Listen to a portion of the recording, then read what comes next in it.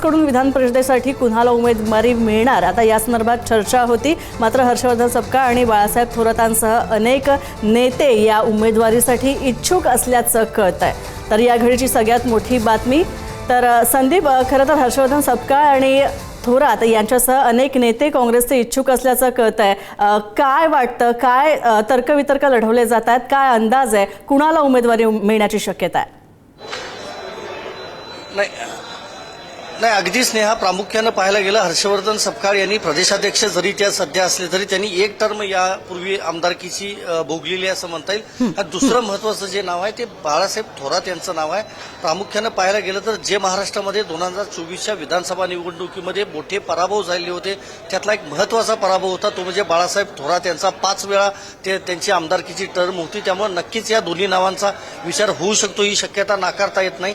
बाळासाहेब थोरात हे विधान परिषदेवर आले तर पुन्हा एकदा काँग्रेसचा एक मोठा चेहरा जो आहे तो विधान परिषदेमध्ये येऊ शकतो, त्यामुळे नक्कीच त्यांच्या नावाचा विचार होऊ शकतो। ज्यावेळेला विरोधकांनी प्रामुख्यानं काँग्रेसने ईव्हीएमवर शंका उपस्थित केली होती त्यावेळेला बाळासाहेब थोरात यांना मिळालेलं मिळालेली मतं असेल याचा सगळा पराभव झालेला जो होता त्या सगळ्या संदर्भात चर्चा झाली होती। त्यामुळे बाळासाहेब थोरात यांचं देखील नाव ऐनवेळेला पुढे येऊ शकतं। आणि दुसरं महत्त्वाचं हर्षवर्धन सपकाळ यांचं देखील नाव येऊ शकतं, कारण जवळपास दीड वर्ष झालेलं आहे त्यांच्याकडे प्रदेशाध्यक्ष पदाची सूत्र येऊन अनेक कार्यक्रम त्यांनी आतापर्यंत राबवलेले आहेत। काही वादग्रस्त वक्तव्य देखील त्यांच्याकडून झाले आहेत। मात्र पक्ष संघटनेचं जर काम पाहिलं, पक्ष बांधणीचं जर काम पाहिलं तर ते महाराष्ट्रातल्या अनेक जिल्ह्यांमध्ये आतापर्यंत त्यांनी दौरा केला आहे। त्यामुळं महत्त्वाचा एक चेहरा म्हणून हर्षवर्धन सपकाळ यांचं नाव सध्या येऊ शकतं। सध्या आपण पाहिलं तर विरोधी पक्षनेता नाही, विधानसभेमध्ये देखील नाहीत आणि विधान परिषदेमध्ये देखील विरोधी पक्षनेतेपद नाही। त्यामुळे जर त्यांचं नाव आलं तर सतेज पाटील असतील किंवा इतर नेते, भाई जगताप यांच्यासारखे विधान परिषदेमध्ये अनुभवी नेते आहेत आणि त्यांच्यामध्ये बाळासाहेब थोरात किंवा हर्षवर्धन सपकाळ यांचं नाव ऐनवेळेला उमेदवारी देऊन जाहीर केलं जाऊ शकतं। मात्र महत्त्वाचं हेच आहे की आमदारांचं संख्याबळ जर पाहिलं तर उमेदवारी अर्ज दाखल केला किंवा नाव जाहीर झालं, उमेदवारी अर्ज जरी दाखल केला तरी ऐन वेळेला नंतर काय होणार, कारण आपल्याला माहिती आहे की राज्यसभा निवडणूक ज्यावेळेला पार पडलेली होती त्यावेळेला क्रॉस वोटिंग झालेलं होतं आणि त्यावेळेला संजय पवार जे शिवसेनेचे उमेदवार होते त्यांचा पराभव झालेला होता, जे कोल्हापूरचे होते आणि शिवसेना युबीटीमधून त्यांनी अर्ज दाखल केला होता। त्यामुळे साहजिकच आहे दानवे आणि काँग्रेसकडून जर उमेदवार आला तर नक्कीच मतांची विभागणी होणार आहे। जरी शरद पवारांची राष्ट्रवादी काँग्रेसनं तटस्थ भूमिका घेतली किंवा जरी दोन्हीपैकी एका पक्षाला पाठिंबा द्यायचा जरी निर्णय घेतला तरी मतांची विभागणी ही नक्कीच होणार आहे। त्याचा फायदा विरोधकांना होऊ शकतो, म्हणजे सत्ताधारी महायुतीला त्याचा फायदा होऊ शकतो। त्यामुळे महत्त्वाचं हेच आहे की शिवसेनेनं उमेदवार दिला आहे, आता त्यांच्या विरोधात हर्षवर्धन सपकाळ असणार, अंबादास दानवेच्या विरोधात की बाळासाहेब थोरात हे आपल्याला आज रात्रीपर्यंत समजू शकेल। मात्र सध्या सपकाळ हे दिल्लीत असल्यामुळे काँग्रेस हायकमांडशी चर्चा करूनच ते याबाबतचा निर्णय जाहीर करतील।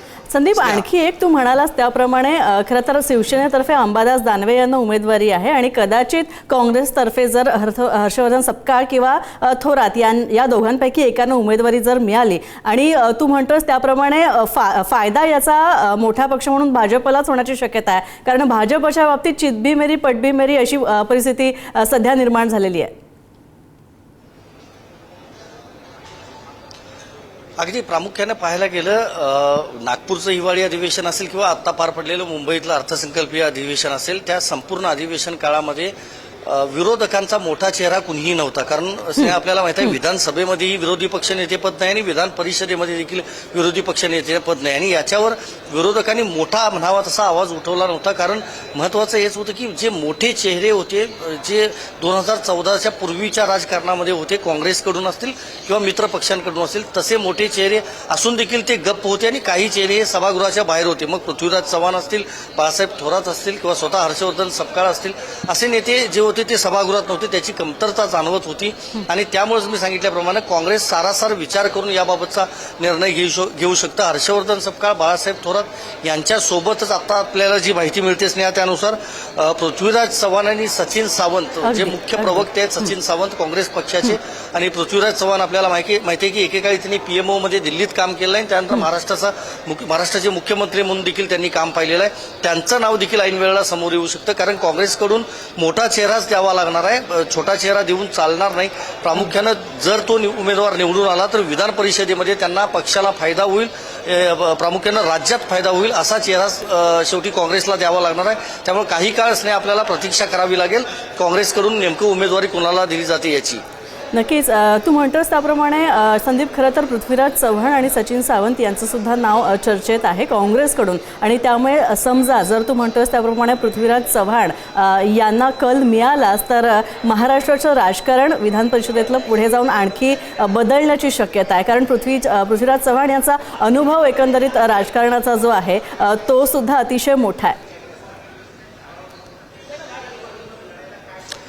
नाही, जरी पृथ्वीराज चव्हाण यांचा अनुभव मोठा असला, त्यांचं पद यापूर्वीचं जरी मोठं असलं तरी महत्वाचं हेच आहे की आक्रमक चेहरा सध्या खरं तर काँग्रेसला हवा आहे. कारण सध्या आता कुठल्याही निवडणुका नाहीत. 2029 पर्यंत महाराष्ट्र राज्यात फक्त ग्रामपंचायतीच्या आणि काही जिल्हा परिषदांच्या ज्या निवडणुका बाकी आहेत त्या होणं बाकी आहे. बाकी आता मोठ्या निवडणुका नाहीत. मात्र सभागृहामध्ये जनतेचे, शेतकऱ्यांचे प्रश्न मांडणारा नेता, अशी खरं तर अपेक्षा जी आहे ती काँग्रेसमधल्या पदाधिकाऱ्यांची आणि कार्यकर्त्यांची असणार आहे. त्यामुळे तसा सरासर विचार करूनच अनुभवी चेहरा हाच द्यावा लागणार. नवीन चेहरा देऊन चालणार नाही. जसं की भाजपनं खेळी केली, जे 6 उमेदवार भाजपने दिले त्यामध्ये अनेक चेहरे भाजपनं नवीन दिलेले आहेत. आणि यापूर्वी देखील राज्यसभा असेल किंवा इतर निवडणुकांमध्ये भाजपची ही खेळी पाहायला मिळाली होती. नक्कीच धन्यवाद संदीप या सगळ्या अपडेट्सबद्दल. तर आपण पाहतोय की काँग्रेसकडून विधान परिषदेसाठी आता उमेदवार नक्की कोण असणार हे पाहावं लागेल, कारण बऱ्याच मोठ्या नेत्यांची नावं चर्चेत आहेत.